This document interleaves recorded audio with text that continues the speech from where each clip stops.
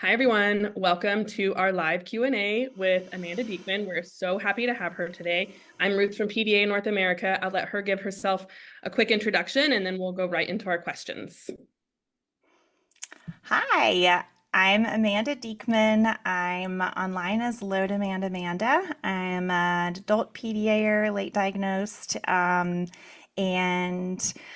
I have three neurodivergent kids. My journey sharing publicly about neurodivergence and about parenting comes out of my own journey when my middle child went into autistic burnout when he was 6. And from the accumulation of supporting him through that really hard year, was eventually diagnosed with PTSD from that experience. And my real deep journey, the thing that I want to bring to you all today and to all the work that I do, is really reaching back and imagining myself in those really hardest days when it felt so dark and so lost and so lonely. And what would it have looked like for someone to have come alongside me and to have told me the things that I really needed to hear and provided me the kind of support that could have helped me to move through with less pain and overwhelm and sadness, although those are part of the journey too. So I know we have a lot of really great questions today. I am feeling these days I'm feeling very honest. I'm unmasking in a lot of places and a lot of layers within myself. And I'm less interested in staying on track and doing what's expected, and a lot more interested in what it looks like to become alive and to help my neurokin truly live as well. So you're gonna get that today. That's the energy I'm bringing you. Amanda, So if it's unfiltered. Yeah, well, if that's hard, and it can be hard. I mean, you all love PDAers, and you know that when PDAers have something to tell you, they tell it to you straight and hard, and sometimes not in the way that you want to hear it. So I guess I'm just um, dropping the demand on myself and on all of you that this feel good, and maybe it's what it needs to be. I mean, I always try to bring gentleness and love into what I do, but I'm finding also that that needs to be really well balanced with truth and with justice. And so that's kind of where you're finding me today. Awesome. Thank you so much, Amanda. That was a wonderful introduction. And we're going to go right into some of our questions. So one of them, the first question is, how can I follow a low demand approach for my child in a high demand setting? For example, like mainstream education system. Okay. The first piece is knowing what you have control over and what you don't, and getting honest about that with your child and with yourself so that you can use your energy in the places that will be most fruitful. So there have been times for me where I have been up against a big system that is really not interested in hearing from me or changing. And I think I've poured too much energy into trying to convince them of something or of being worthy and getting them to take me seriously and that whole game, and it never got me where I wanted to go.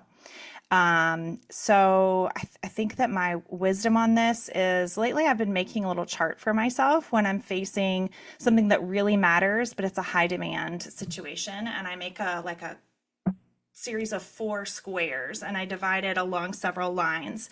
The chart goes like this. So the middle line would be dividing between things that are droppable and things that are not droppable. And then the top and the bottom is things that matter and things that don't matter. Because like it's really potent to drop things that don't matter and are droppable, like that's like drop all those, every single last one of them.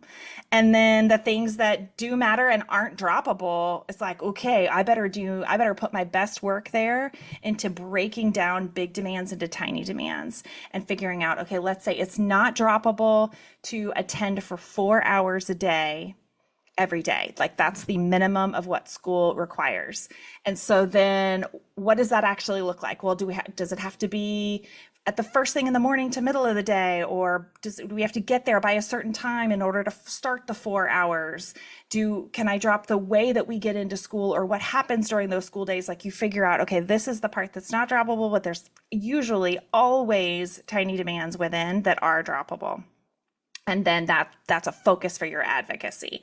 Okay, this is what we need. This is what's doable. And then the other two quadrants, like when it doesn't really matter and it's not droppable, like, whoa, that's really hard stuff. So that's a place to do your own inner work around, like, can you find an anchor in this that does matter to you, so that you, like, what does matter? Okay, well, maybe trust and connection really, really, really matters. So even though there's a whole section of things that doesn't matter but still needs to be done, I can find a way to foster trust and connection through those avenues, and finding your own anchor within this institution that has values that you don't share. Above all, I think keeping a real clear focus on your child. You don't need to convince them about PDA. You need your kid to get their specific needs met. And what are those needs?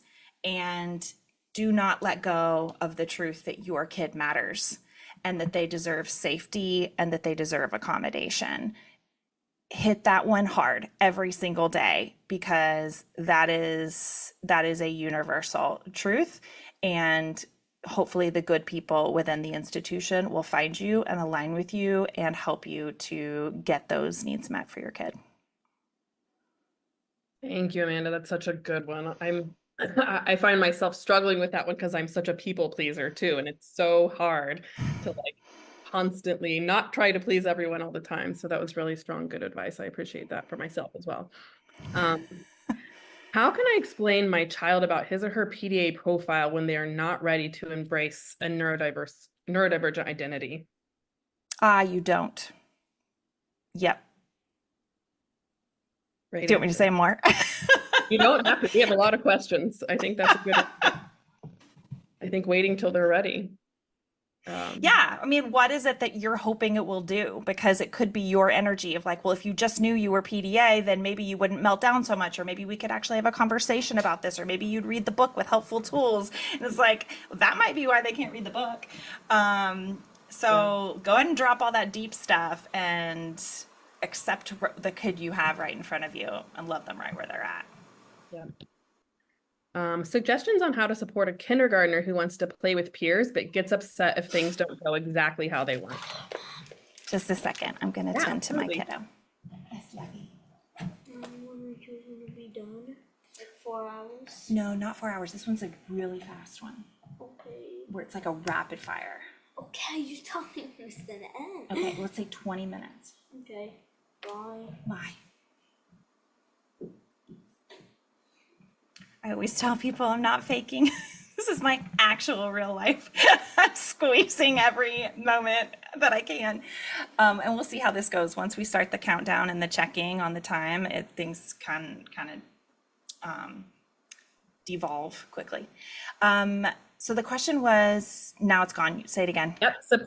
Suggestions for how to support a kindergartner that wants to play with peers but gets upset when things don't go how they want.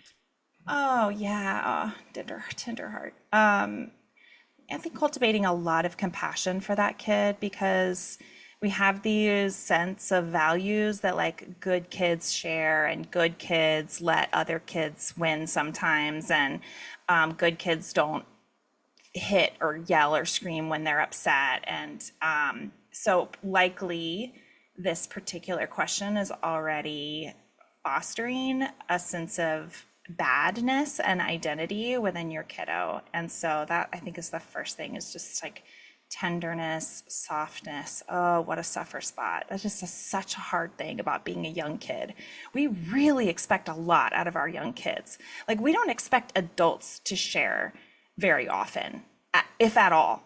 And yet we expect these little people to, like, share their most prized possessions with a virtual stranger all the time. Like, that is a ridiculous expectation, but it is the, like, good parenting norm. And so the first thing that we've done is think about how we can create a third role for my kid who can't win or lose. So if there's a competition, then he will be the one who says go, or the one who measures this who went, like which car crosses the finish line first. He will be the judge. He will be the rule keeper. He will create twists in the game. So like we'll race the cars, and then he'll think of like, okay, now let's race the cars backwards. Okay, now let's do them, you have to race them with your eyes closed or whatever. Like he'll think of twists and turns in the journey, but finding roles that are fun and inclusive and just perfect for your kid's unique brain so that they can be a part of things. Because if you're just trying to say, okay, here's how you can play with other kids the way that they want to be played with, you're essentially saying to your kid, hey, the way your brain is made and the way that you naturally like to play is not as good as the way that they naturally like to play. So become more like them, play more like them, so that you can be liked and included in socialization. And it's not always that, but that is often what is happening in preschool classrooms to our kids that have big needs or who express themselves in really different ways. So going ahead and making sure that it's all grounded in like the way you play, the way you engage is just right. And we need to find a way that it's fun for everybody. So let's make it fun for you so that it can be fun for everybody, not just fun for them, and then we squash you.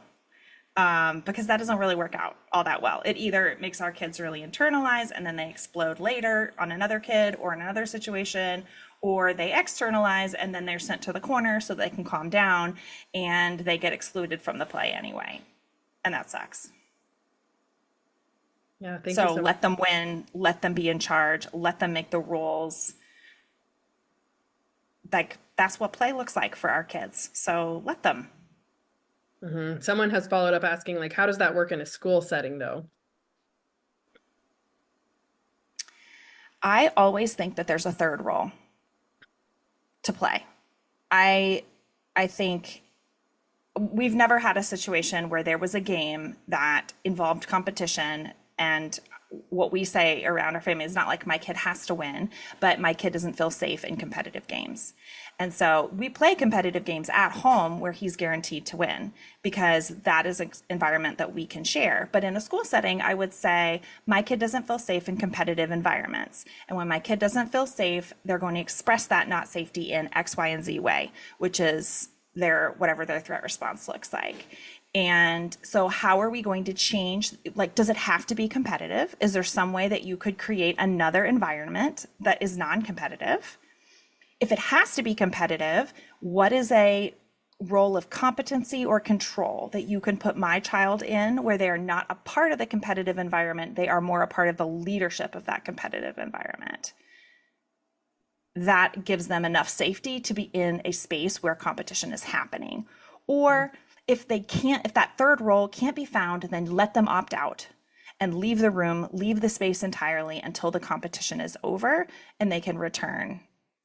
Because being there, often, if someone else is in a role of control or competency, they're not allowed to be in a role of control or competency, but they're still forced to remain in the room. That itself could just be really threatening and ostracizing to the kid who isn't able to participate in competition. Yeah, that's really valuable advice. Thank you so much. My two kids trigger each other. I have dropped the demand that my kids get along, but there are times when they argue and it becomes an issue of safety. I find myself in the middle, taking the brunt of the verbal and physical dysregulation. Do you have any suggestions for how to best handle these situations? Well, I would call that being in the moment. You're already in the moment where you're de-escalating, they're yelling at each other, they're trying to hit each other, and you're getting in the middle and absorbing the blows. And in the moment, there's only bad and worse options. So look for the bad ones. Yay, bad, we'll take it. So bad it would be, and I say this playfully just because like nobody feels great about this stuff, but bad would be like, get out of my room, you mother. It's like, but no one got hit. Like bad, score. and then learn from it, back up, get out of the moment. And hey, baby, how many minutes left? 12. Okay. Do you want to throw stuffies at me? No. Do you want to build something out of brain flakes that then you get to destroy? No. Do you want to just sit in the chair and wait for me? I guess. Okay. That's fine. You're allowed to throw things at me. Like that. Okay, so we're talking about bad in the moment. Then the key, so that was a big one. The key to getting out of the moment is recognizing where the patterns are and what the real demand or expectation is that is creating the dysregulation. So, like this person said, sometimes just being around another person is dysregulating. But often it's more specific than that. It's like being around another person is dysregulating after school when I'm hungry and mom has another meeting before we can play Magic the Gathering, which I am waiting for. Or like right now, like mom is on a meeting, there's 12 minutes left, and I really have this video game that I want to work on, but I need mom in order to help me do it, right? So like this is and so identifying what are those moments that are frequent enough that it's worth putting your energy into solving. Do you guys see my computer does these like little emoji things now? Sometimes if I'm really good, I can make it do a rainbow. And because you don't need to put a lot of energy into one-offs, just make them bad instead of worse. But the stuff that keeps coming up, How do I spell the realm? realm, R, Okay. E, Okay. A, Okay. L, Okay. M. Thank you. You're welcome. When we notice those patterns, we're like, okay, there's this time, it's like 3:30 to 4:30. Then you can start to come up with proactive plans that actually drop the expectations that are too hard. So it could be that the thing that's really too hard is when one person wants to use the switch and the other person is waiting. Like that's your core problem. It's not siblings all the time. It's not aggression. It's that we have one switch and you both want to play it a lot of afternoons between 3:30 and 4:30. And that's where you get collaborative. That's where you put your energy into really listening to the deep needs and to the concerns and creating plans that then fail and you learn from them and you create more plans. And that's where that whole process comes in. It's when you've really identified something that is frequent enough and concerning enough that it's worth putting that energy in to dropping and collaborating and finding things that make everyone feel safe. But I think that we try to solve too big of a problem at once. We're trying to solve like all of sibling fighting or like every afternoon from 3 to 8. And like, that's too big. Narrow it, focus it, find the stuff that's worth your energy. You figured it out? Yes, you figured it out. Yay. Yeah. They're cheering for you in my headphones. Is it something we could look at together in 10 minutes or so? Yeah, sure. Okay, cool. Would you want to maybe get your lunch done before that? No. Okay. Awesome. Next question. I wanted to just let you know someone did, and this is so important. Someone said, thank you so much for modeling this for us. This is meeting kids where they are. And it's so true. I was actually going to mention that as well. I think this is PD, this is PDA, this is life. And like, yeah, you're an inspiration. So thank you so much. All right. Thanks. I keep my door open. I never lock it. You know, we have a caregiver here, but if I said, go, you know, I'm not going to answer it, you need to go ask Jules, like it would create this whole dynamic that would make it even harder for them to let Jules come over next week and the week after. And that, you know, this is what safety looks like. And it, you know, look, I'm letting you guys down, right? Because I'm like shifting my attention and taking care of the kid. And sometimes it does look like that. Sometimes it, like you mentioned, people pleasing, like sometimes it means people are going to get mad at you. Not all the grandparents understand. Just because I'm low demand Amanda does not mean we have low demand grandparents. And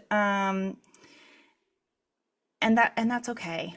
You know, I let people down, but it's so aligned for me because I'll look any adult in the face and say, I put my kid first. Yeah. And I want you on my team, but not if it means I put my kid after you. Yeah. I would encourage you to just know that you're not letting anyone down here, that you're really doing everybody here a service, I think, by like modeling how to best work with our children. So I think that what you're doing is really powerful for this community. So nobody Thanks. feels I'm not modeling, I'm just living, but I'm glad they're that it living. works. Yes. Yeah, exactly. Okay. How expensive is this Ooh, movie? how expensive is it? $35. $35. Oh, dudes. Well, you've got a lot of money in your account. How much? Last we checked was 27. So you're only $8 off. But didn't I get 5? Yes. So how many are you off now? So that is 33. Yeah. So I think you just need $3 more. I said 35. I said You need 35. Okay, so you might need $2 more, 2 or 3. Two more. You want to go work on that? Uh-huh. Yeah. What if you Swiffered the kitchen? Means Wilford. You know, the like spray Swiffer moppy thing? Okay. You're okay? You don't want to do that? All right. Like making my bed. What about it? Uh-huh. Okay, go do that. $2. Okay. All right. Next question, and this one might apply to what's going on right now as well, but how do you school your children? Is there a bigger benefit to homeschool, or should I keep my PDA in public school? Oh, man. I'll tell you from personal experience. Homeschool for me is so much more aligned because I was required to spend so much energy on a system that was never going to be set up for my kids or me. And I didn't have any choice over that. Like, I had to put energy into whatever teacher I got, whatever administrator, whatever EC teacher. And now I have so much more control over the people that we bring into our life and over where the energy goes. I don't think I fully accounted for how much energy loss was going into the daily management of school care for all 3 of my kids until we finally stopped. And I could just look back at the years and years that we'd engaged with public school for all 3 of them and just how hard it had been on me. It feels really freeing to get to choose who's in our circle and who's not. That said, there is so much privilege in having ability to homeschool, and so I will never say this is the only way. I'll just tell you, for me, it's been really powerful how much more capacity I have to meet my own needs and show up for my kids when there's not this constant drain of energy that is just trying to make a system see and care about us that does not inherently do either of those things. And we were at a great school. Like, this is all within the context of a really great school. Yes, that resonates like so deeply for me, who I'm somebody who my children are in preschool right now, and I'm already doing so much to fight to just get an IEP, and I'm like, I can't believe how many hoops I've already jumped through, that there's just so much. And yeah, but there is a lot so of much that also does come with being able to homeschool. But yeah, that was a great answer. Thank you. Yes, you're done. Okay. That's awesome. I'm so proud of you. So that means we can just jump right into getting it set up. Okay, do you want to go take any first steps, or you just want to hang till I'm done? I just want to hang. Just hang. Cool. Sounds How good. long until you're done? Well, technically like 3 more minutes, but I might give them a bit more time because I've been splitting my attention a bit. 5 more. That works. Love the negotiation. All right, here's a good one. I'm also PDA. How do you go about accommodating yourself for low demand when living in a household with other PDAs?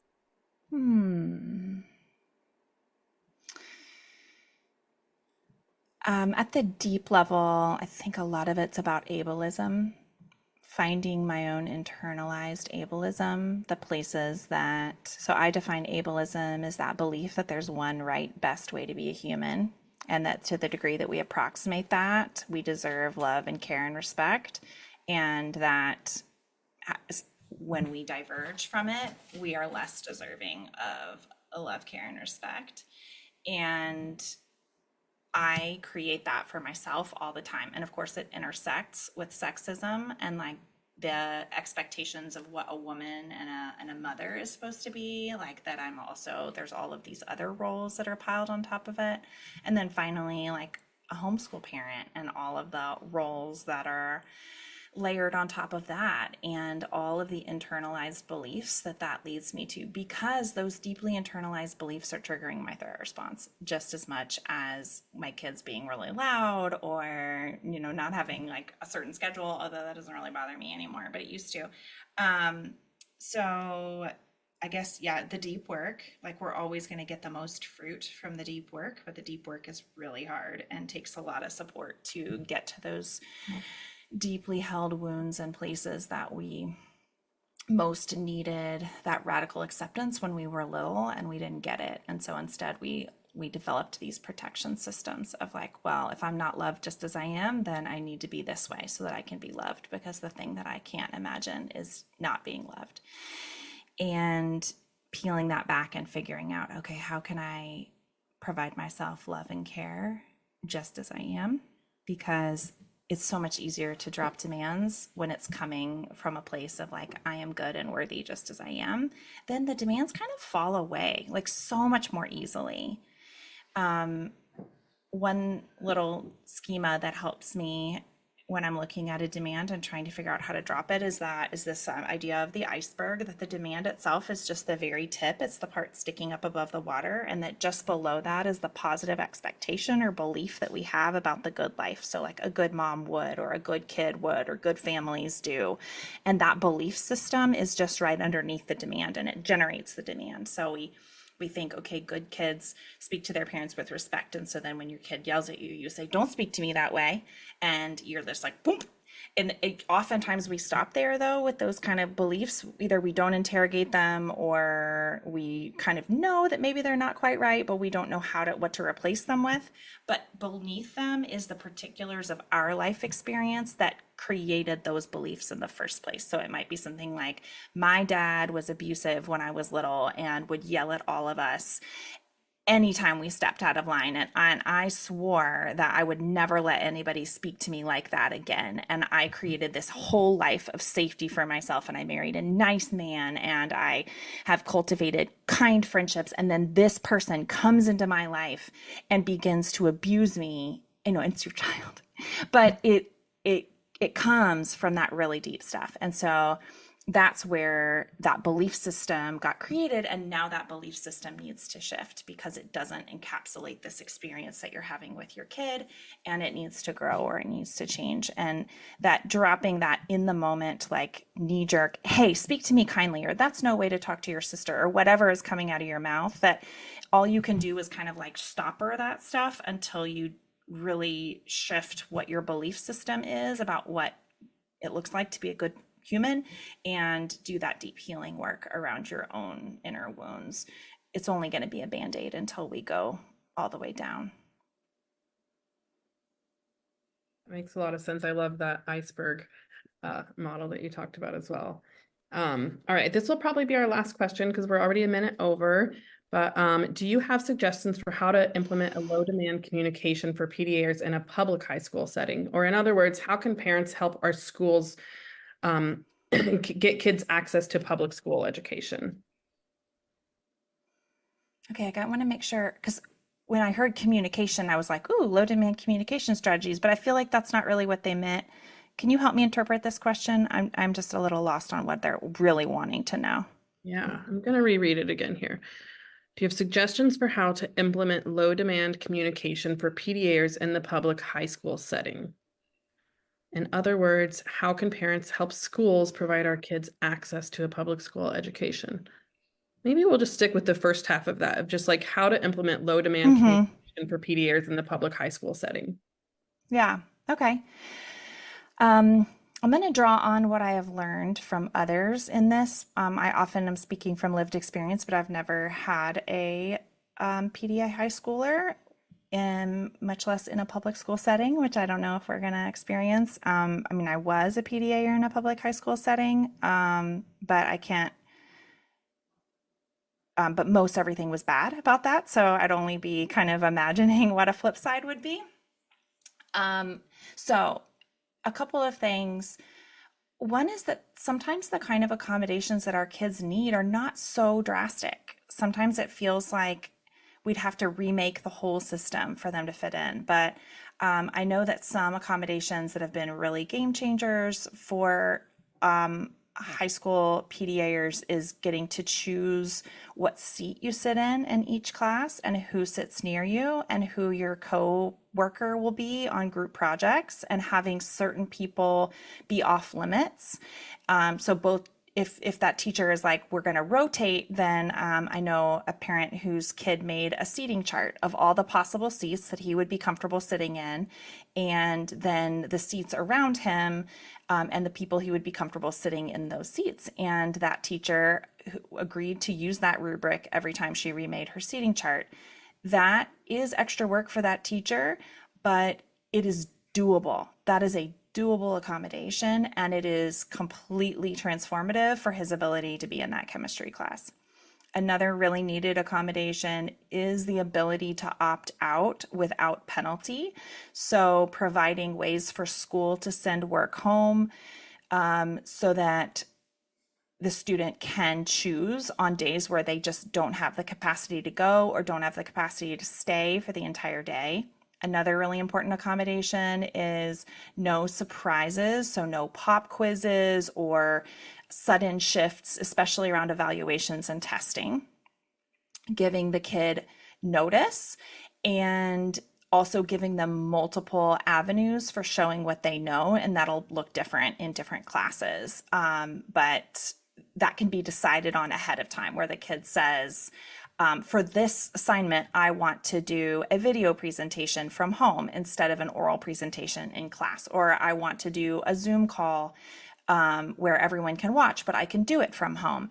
There are all different ways that you can accommodate that particular kid's needs, and doing it can be decided in advance, but having those options already pre-negotiated is an important advocacy role for the parent.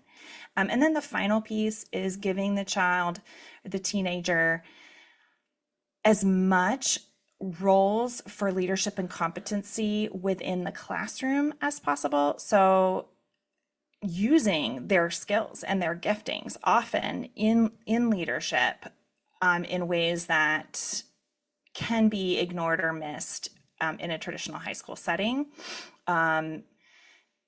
while accommodating, like if they want to be in a leadership role, then having a mentor who can also help them with the social dynamics of being in that leadership role. Well, we can end it there. Thank you so, so much for everything. We really appreciate you. You're such a wealth of knowledge. And if you guys aren't already following Amanda, please do. And she has quite a bit of offerings as well on her website, so definitely check it out. And we just appreciate you so much. And thanks to everybody who came today. And we will be sure to send the video out to everyone. Have a great day, guys. Bye.